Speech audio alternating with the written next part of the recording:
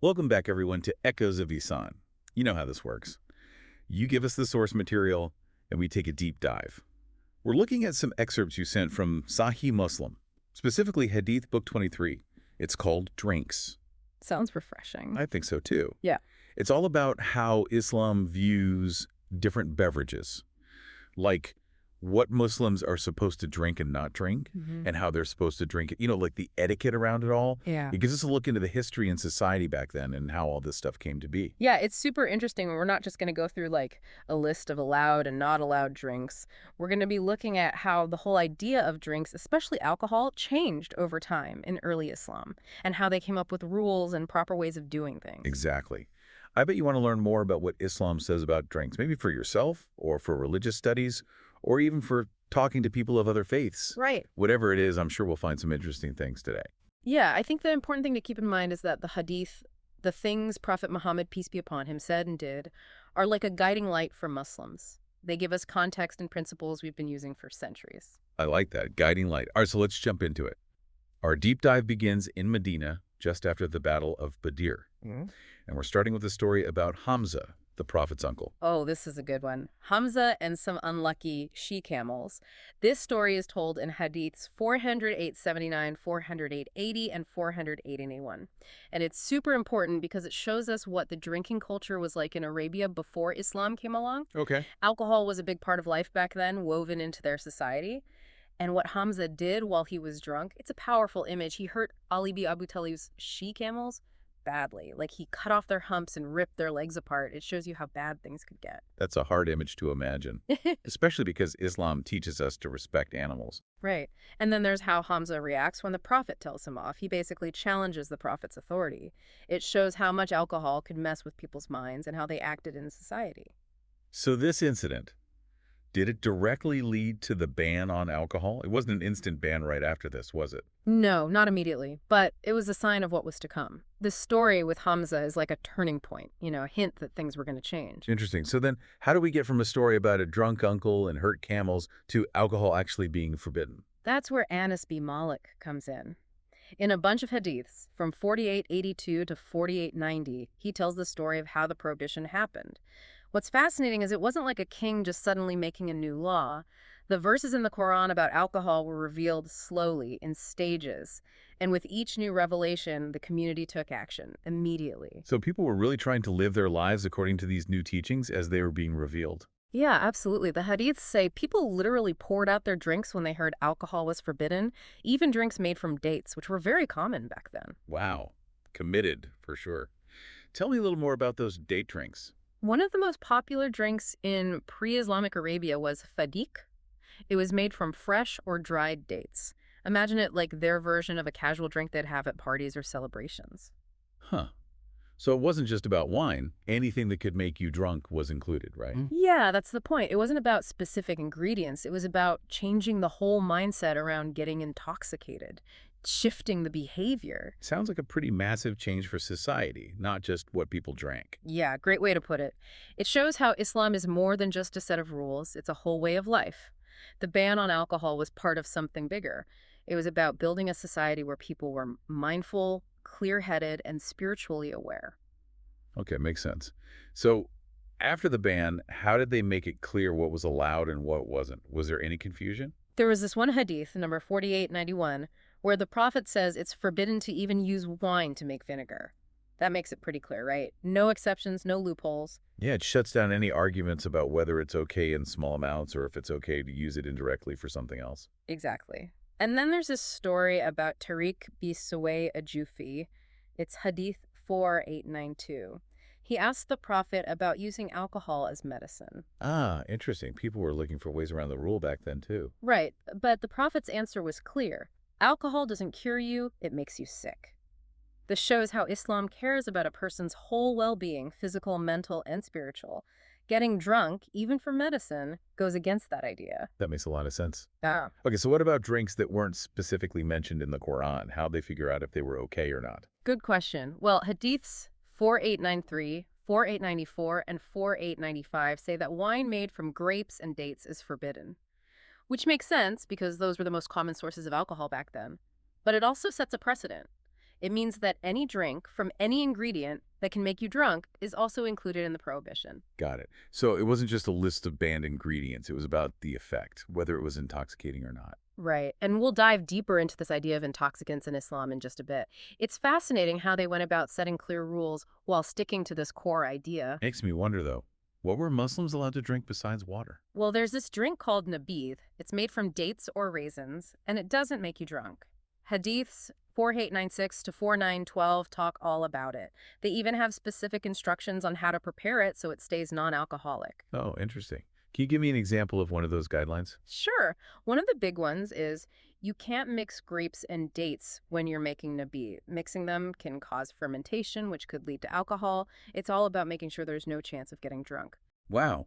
So even way back then, they knew how fermentation worked and how certain things could make alcohol, even if you didn't mean to. It's cool how these religious rules actually line up with what we know from science about natural processes. Exactly. These rules weren't just random. They were based on how things work in the world. Yeah, I'm seeing now how science and religion were kind of connected, even back then. For sure. And it wasn't just about what you put in nabid. They even had rules about the containers you could use. Really?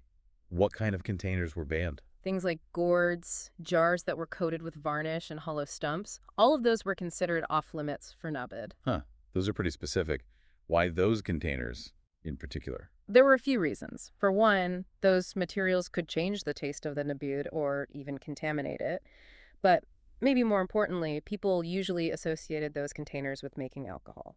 Okay, so it's about being clear, not doing anything that would send mixed messages, keeping a clear line between what's okay and what's not okay. Right. It shows how important clarity and openness are in Islamic teachings, especially with something as sensitive as alcohol. But I remember reading that later on, the rules about containers became less strict. Is that right? You're right. Hadiths 4952, 4953, and 4954 talk about that. Eventually, it became okay to prepare nabid in any container. What caused that change? Well, think about it. Times changed, new materials and methods come along, so the focus shifted from specific containers to the main idea, don't get drunk. So it was about adapting to a changing world while still upholding the core values. Exactly. Islamic law isn't static. It can adapt to the needs of the community while staying true to its main principles. It shows that it's about finding that balance between firm principles and flexible ways to put them into practice. That's so interesting. It's not rigid, it evolves. Right. And this ability to change while still keeping its core values is super important. It helps us understand how Islamic thought and practices developed in different places and times. Okay, so we see a shift from specific rules to focusing more on the main principle. But did this apply to all drinks? Even drinks people hadn't even heard of back in the Prophet's time. Ah, you're a step ahead. Aisha, the Prophet's wife, talks about this in Hadiths 4956, 4957, and 4958. She says any drink that makes you intoxicated is forbidden. Pretty clear, right? No loopholes there. It's like they were thinking ahead, trying to cover all the bases and make sure the rule would apply no matter what new drinks came along. Absolutely. This shows how universal this rule is. It doesn't matter what you call the drink, what it's made of, or where it comes from. If it can intoxicate you, it's off limits. It's like they were trying to set a standard that would apply to every culture in every time period. Exactly. And this focus on setting up principles that could be applied to any situation, that's a key part of how Islamic law works. It's about giving Muslims a way to make good decisions, a moral compass, even in a world that's always changing. Wow. Okay, so the rule is universal. But what about people who didn't know certain drinks could make them drunk? Did the teachings address that at all? Actually, yeah, there's a great story about this. Hadiths 4959, 4960, 4960, 4961, and 4962 tell us about Abu Musa and Muad bi Jabal. They were sent to Yemen, and they found some local drinks there, mizr, which is like beer, and bit a honey wine. Like those early days of traveling when people would discover all these new cultures and customs. Exactly. It reminds us that Islam spread beyond Arabia and met all sorts of people with their own drinks and habits. Right. And because these guys weren't sure if these drinks were allowed, they went and asked for clarification. It shows that even drinks that people in Medina might not have known about were still being considered and addressed. This really emphasizes that the prohibition is universal, not just limited to specific places. So the point is, even if a drink wasn't commonly known in Medina, the rules still applied. It shows how thorough and adaptable Islamic teachings are. Yes, this story is important. It shows that Muslims are supposed to seek knowledge and clear up any doubts, especially when they come across something new or unfamiliar. And it also shows that this ban on intoxicants, it's universal. Islamic teachings weren't just about what was happening in a specific time and place, they were about setting up a moral code for everyone. So were there any consequences for breaking this rule? Hadiths 49963 to 49970 talk about how serious it is to drink alcohol. They say that people who drink alcohol in this life will be denied pure drinks in the hereafter. Oh, whoa, that's a pretty serious consequence. It is. It shows how important this rule is spiritually, that it affects not just your life here, but also your place in the afterlife.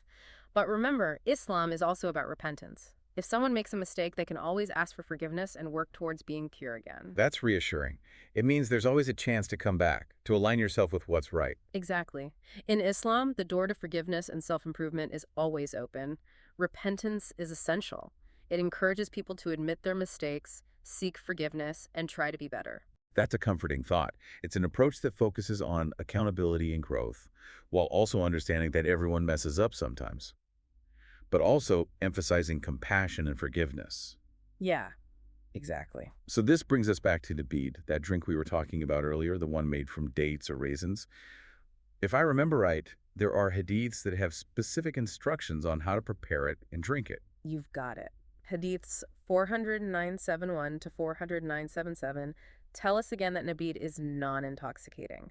And they give us more rules about it. They even tell us how long we can keep it and drink it before it might start to ferment and become alcoholic. So it's not just about what you drink, it's about how you prepare it, store it, and how you drink it. Right. You're supposed to be careful and responsible every step of the way. It's all about staying true to the principle of avoiding anything intoxicating. Makes sense.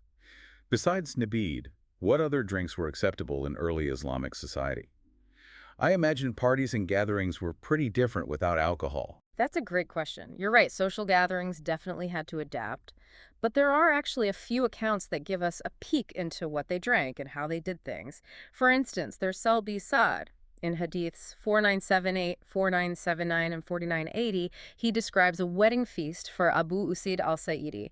They served Nabeed there. Ah, It shows that even without alcohol, people still celebrated and had fun together. it wasn't like life became boring without alcohol. People just found different ways to enjoy themselves and celebrate. Right. It's about connecting with people and having good, clean fun, not needing alcohol to do that. Do you have any other examples? In Hadith 4982, we see that Anas, one of the companions of the Prophet, served him various drinks: honey, nabeed, water, and milk. It shows us that there were a lot of non-alcoholic drinks that were readily available and perfectly fine to drink back then. It paints a picture of a society that enjoyed different kinds of drinks while still avoiding anything that could make them drunk. So they were encouraged to drink mindfully, making choices that were good for both their body and soul. Exactly. It wasn't about being deprived. It was about making smart choices and appreciating what you had to eat and drink as long as it was considered healthy and beneficial, both physically and spiritually. It sounds like a balanced approach. Enjoy what's good, but stay true to your beliefs. Precisely. This idea of taking care of the whole person, body, and soul is a big part of Islam. It's a reminder that Islam is a way of life. It's woven into everything we do. Fascinating.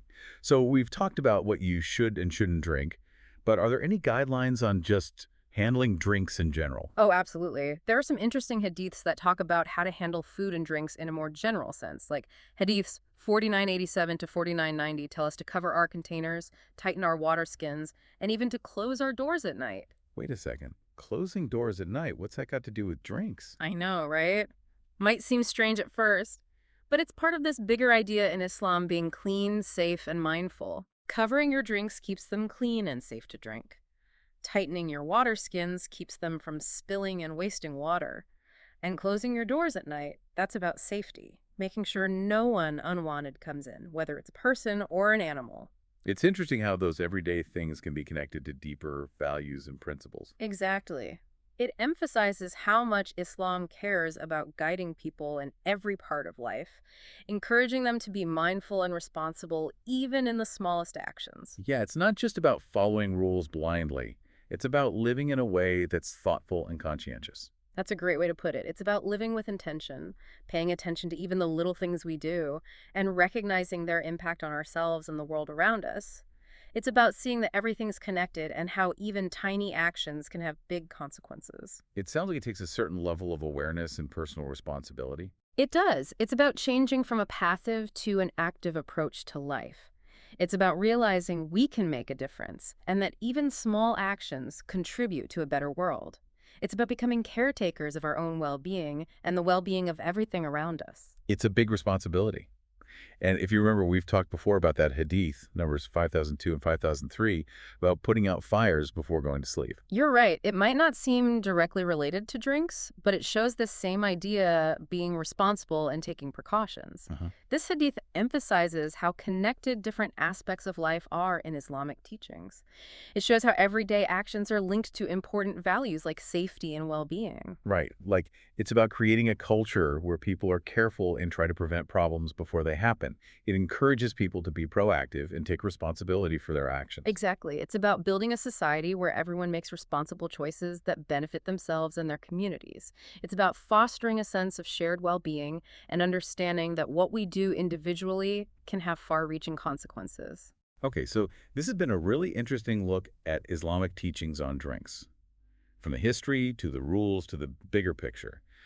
But now I'm curious about the etiquette around eating and drinking together. Are there any specific guidelines on table manners and how to act during meals? You bet. There's a lot in the Hadith about table manners. They actually emphasize that even eating and drinking can be a form of worship and mindfulness. Really? Yeah. They give us a fascinating look into the little details and the values around meals in early Islamic society. I'd love to learn more about that. Me too. Let's dive into the world of Islamic table manners. Let's do it. Okay, so we're talking Islamic table manners. One of the most basic things is saying Bismillah, in the name of Allah before you start eating. Hadiths 5004, 5005, and 5006 all talk about this and how important it is. I can see how that sets the tone. Like, Yeah. you're acknowledging where your food comes from, you're being grateful and respectful. Exactly. It's a beautiful way to show appreciation, to remember that even something as simple as food is a gift from God. It's like a reminder to be thankful, not just for the food, but for everything good in your life. Right. It's a way of connecting with the divine, even in everyday moments. And it's not just symbolic, there's a practical side to it too, right? Yeah. Saying Bismillah is also seen as a way to protect yourself from anything negative that might mess with your enjoyment of the meal or the spiritual benefit you get from it.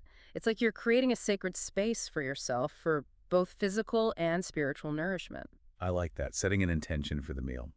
Eating with a pure heart and being mindful. Exactly. It's about turning something ordinary into a chance to connect with your spirituality and grow. Okay, so talking about mindful eating.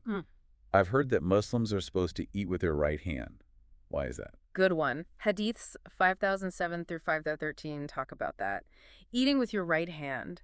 It's a cultural thing and also has symbolic meaning.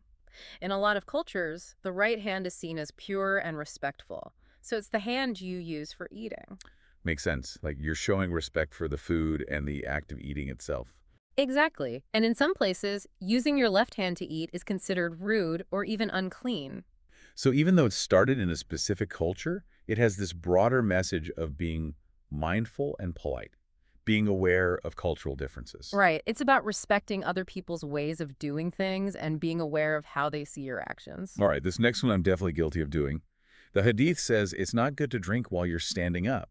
Why not? Haha, I know what you mean. Hadiths 517 through 5022 address that. Drinking while standing. There are a few reasons why it's discouraged, but one big one is digestion. Okay. They believe that sitting down while you drink helps you digest better and lets your body absorb the liquids more efficiently. So even these little things focus on practicality and well-being. Exactly. It emphasizes that Islamic teachings want what's best for you, both physically and spiritually. But isn't there an exception to this rule? Like, what about Zamzam water? You're right. Hadiths 5023 through 5027 specifically say it's okay to drink Zamzam water standing up. Why the exception? What's so special about Zamzam water? Zamzam water is sacred in Islam. It comes from a well in Mecca, a well that appeared miraculously when Prophet Abraham's wife, Hagar, and their son Ismail were lost in the desert. It's blessed, so drinking it, even standing up, is seen as an act of devotion, a way to seek blessings. So it's not just about rules. It's about understanding the context Yeah. and the meaning behind certain actions. Yes. Islamic teachings give general guidance but allow exceptions when there's a specific reason or spiritual significance. It encourages you to think deeper and understand how to apply the teachings in different situations. It's about realizing that the situation and your intention are important in figuring out what's right. Exactly. It's a balanced approach. There are general principles, but there are also exceptions when it makes sense or for spiritual reasons. This next one is interesting. I never thought about it before, but it does make sense. What does Islam say about breathing while you're drinking?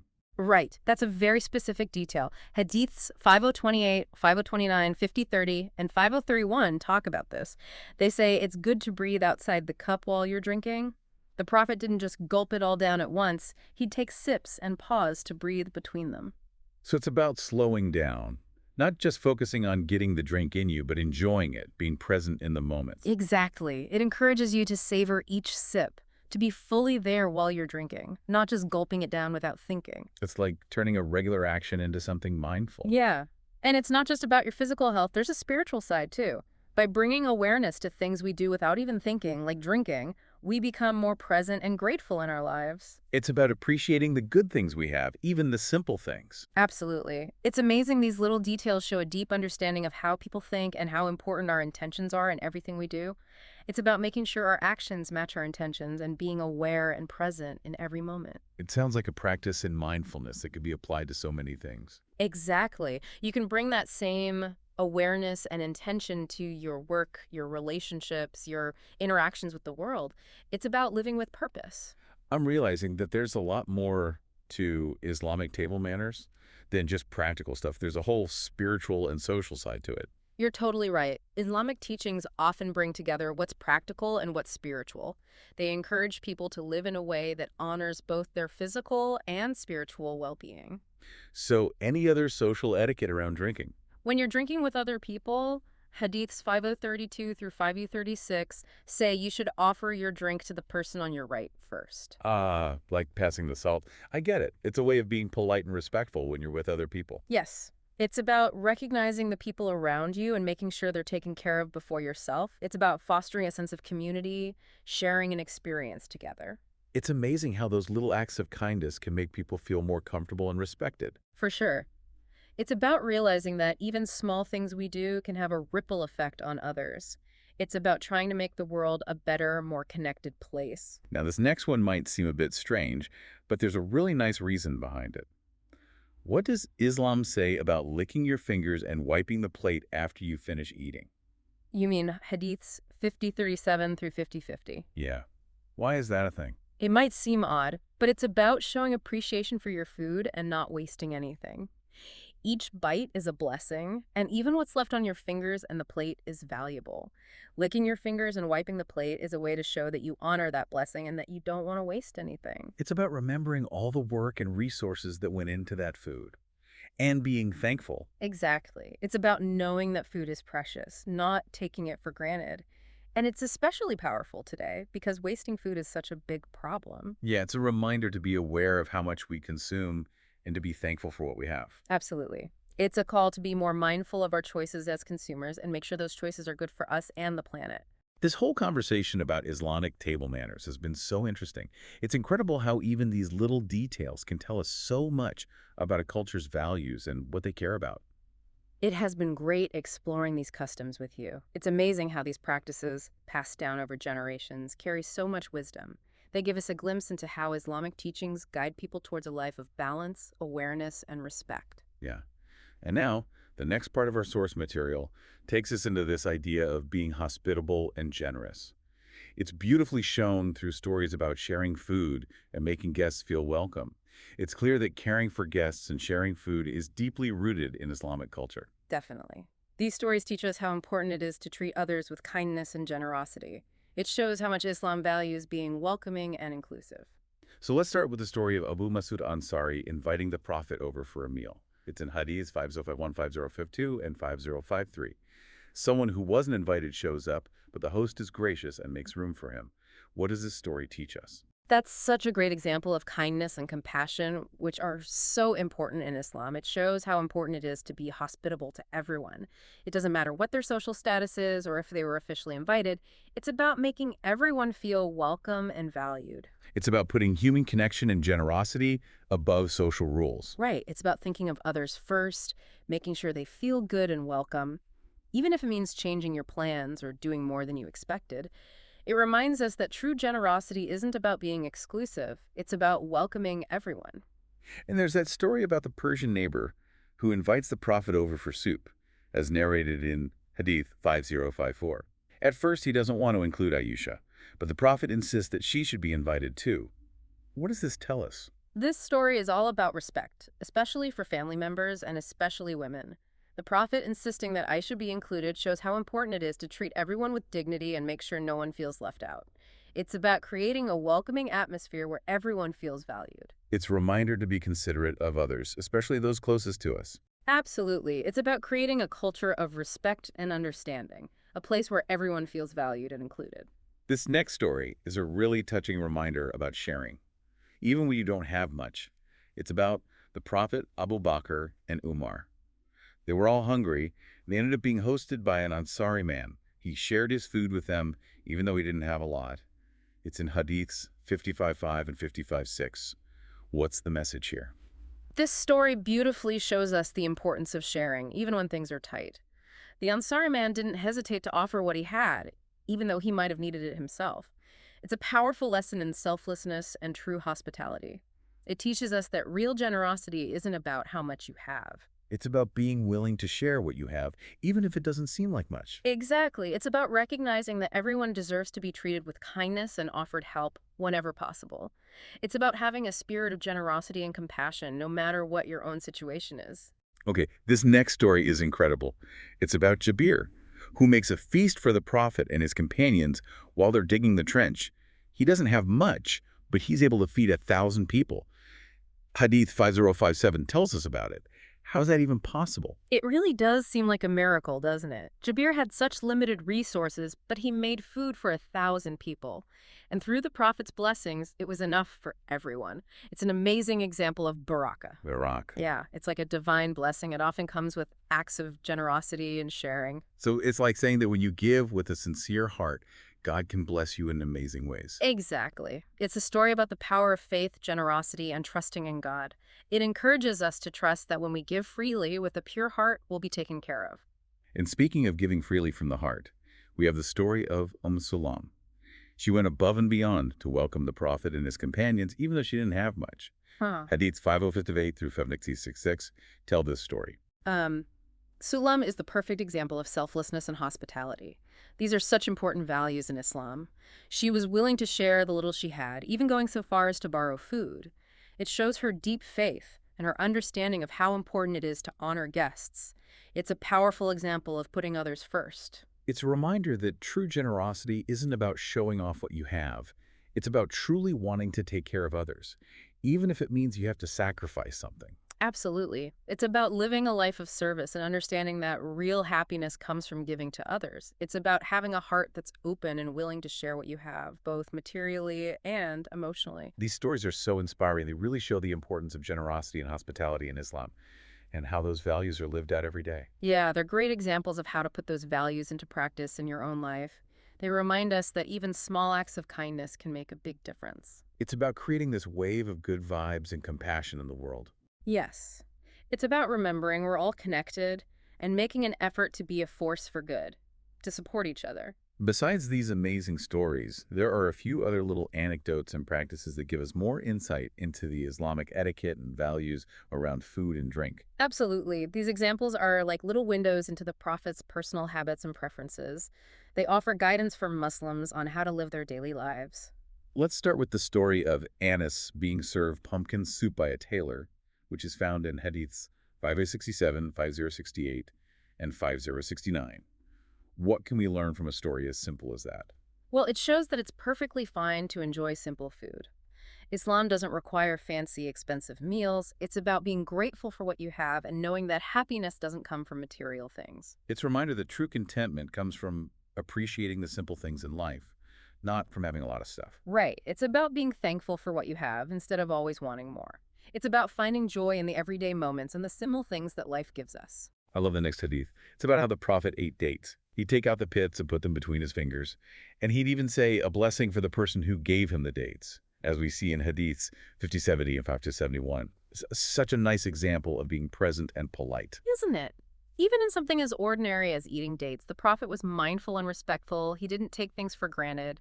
He appreciated the effort people put in and showed his thanks. It's like he's teaching us to really be present and appreciate everything, even the little things. It's about making every action, even the small ones, a way to show kindness and appreciation. Exactly. It's about recognizing the value of human connection and thanking those who care for us. It's about filling our days with mindfulness and gratitude. And then there are those guidelines about eating dates and cucumbers together in Hadith 5072, and even advice on the best posture for eating, as discussed in Hadiths 5073 and 5074. Why all these specific guidelines? What do they really mean? These guidelines, while specific, point to the importance of balance and moderation in Islam. It's about enjoying food and drinks, but doing so in a way that shows mindfulness and good manners. It's about finding that middle ground between enjoying the good things in life and staying true to your spiritual values. It sounds like it's about finding a healthy relationship with food and drink, one that's enjoyable but also respectful. Exactly. It's about recognizing that Islam encourages a holistic approach to life. Physical and spiritual well-being go hand in hand. They support each other. So it's about living in a way that nourishes both your body and soul. Yes, it's about understanding that true well-being involves all parts of us, and we should strive to live in a way that nourishes our bodies, minds, and spirits. This next point talks about being thoughtful, even when you're just eating. Hadiths 5075, 5076, and 5077 say it's not good to eat 2 dates or 2 bites of food at the same time without asking. Why is asking for permission so important? It's all about sharing and thinking of others. It's a reminder to be mindful and make sure everyone gets their fair share of the food. It's about enjoying the food together, not just thinking about yourself. It's about realizing that even small actions can affect the people around us. For sure. It's about being generous and recognizing that we're all part of a community. It's about making choices that contribute to a more harmonious and fair experience for everyone. It's not just about rules. It's about being considerate and respecting others. You got it. It's about being kind and remembering that our actions have an impact on those around us. So as we get to the end of this section, the material starts to talk about dates and truffles. What's a big deal about these two foods in Islam? Dates and truffles have a special place in Islamic tradition. They're important both nutritionally and spiritually. Dates seem to pop up a lot in these hadiths. Yeah, dates, especially those from Medina, are highly valued. They're like a symbol of abundance and sustenance, even spiritual nourishment. Hadiths 5078 and 579 talk about how it's okay to store dates to eat later, which shows how important they were as a reliable food source. Makes sense they've been a staple food in that area for so long. Right. Dates are packed with nutrients and have been feeding people in the Arabian Peninsula for ages. And because they last a long time, they were especially important in a place where getting enough food could be a challenge. I remember reading about ajwa dates, a specific type that comes from Medina. What makes them special? Hadiths 5080, 5081, 5082, and 5083 all talk about how great dates from Medina are, especially ajwa dates from Aliyah. People believe they have all sorts of health benefits and they're highly prized. There's even one hadith that says eating 7 ajwa dates every morning will protect you from poison. Wow, is there any science behind that, I wonder? Well, there may not be direct scientific evidence for that particular claim, but it shows how deeply dates are woven into the culture and spirituality of the region.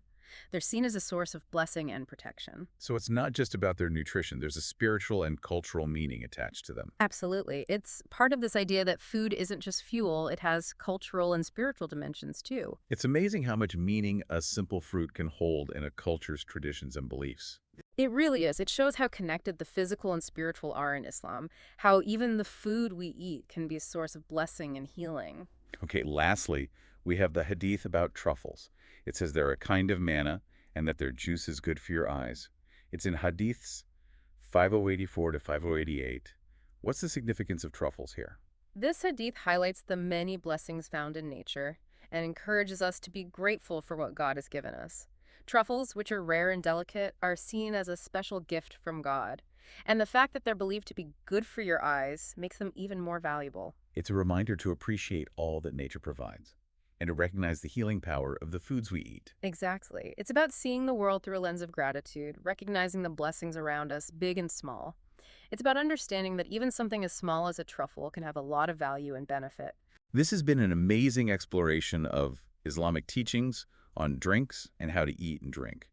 We've covered a lot, from the ban on alcohol and the rules about nabid to the proper ways of eating and drinking and those incredible stories about generosity and hospitality. It's fascinating how each piece fits into this bigger picture of Islamic values and principles. It's been a pleasure going through these teachings with you. It's amazing how much wisdom they hold, wisdom that's valuable for everyone, no matter what you believe or where you come from. And now, as we move into the final part of our deep dive, we'll be thinking about how these teachings apply to us today. I love that idea. It's not just about understanding history and culture. It's about using this ancient wisdom in our lives today. Exactly. So let's take a moment to think about some of the big ideas we've discovered on this journey. Okay, welcome back. It's time for the final part of our deep dive into Islamic teachings on beverages and how to consume them. We've been exploring excerpts from Sahih Muslim, Book 23. It has been quite a journey, hasn't it? Going through these hadiths with you, we've uncovered so much. It's amazing to see the history, the rules, and the bigger values behind all of it. Absolutely. Now, I'm really excited about this last part. Let's talk about how these teachings apply to us, right here, right now.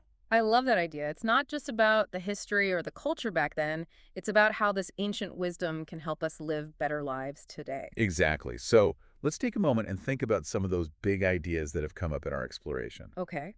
One thing that really stands out is this idea of being intentional. Intentional. Yeah. Whether it's what you choose to drink, how you make food, or even just how you eat, the message is clear. Be present, be mindful, be deliberate in everything you do. It's like every action, even the smallest ones, can be a way to connect with your values and live with purpose. That's a beautiful way to put it. And we see this focus on being intentional all over the teachings we've talked about. Like that hadith about saying Bismillah before you eat.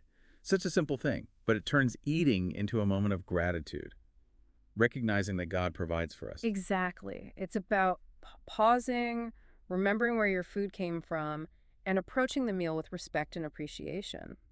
And this idea of intention, it goes way beyond meals. Yeah, it was about bringing that same awareness to everything we do, how we treat people, how we work, how we interact with the world. Right. It's about realizing you're not just drifting through life, you're shaping it through your choices and actions. It's like asking yourself, why am I doing this? Am I living according to what I believe? Those are important questions.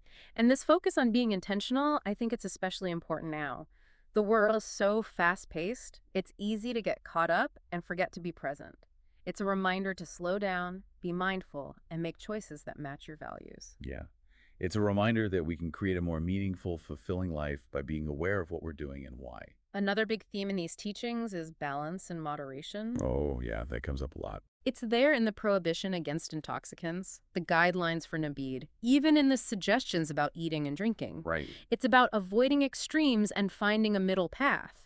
Understanding that true well-being doesn't come from overdoing it, but from finding that balance where you can enjoy things without going overboard or forming bad habits. This is so relevant today, don't you think? Yeah. We're surrounded by messages telling us to buy more, eat more, have more of everything. Absolutely. It's like a challenge to step back from that consumerist way of thinking, to rediscover the value of simplicity, contentment, and gratitude.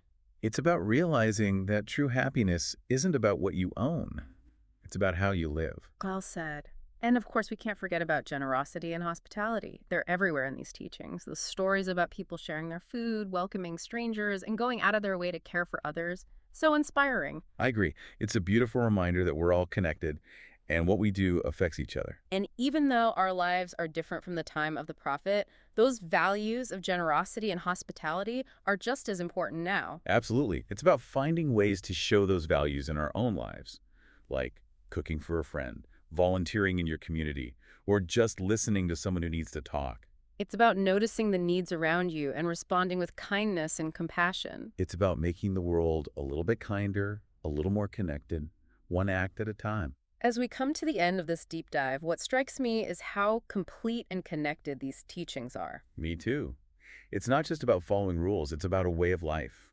Mindfulness, gratitude, balance, connection, it's all woven together. It's a reminder that spirituality isn't something separate from our everyday life. It's in everything we do. From what we eat and drink, to how we treat each other, to how we care for the world around us. And that's a powerful message for all of us, no matter what we believe. So as we finish this exploration of Sahih Muslim, Book 23, I'll leave you with one last thought. Yeah. How can you bring these teachings into your life? What small changes can you make? What intentions can you set? What acts of kindness can you offer to live these values?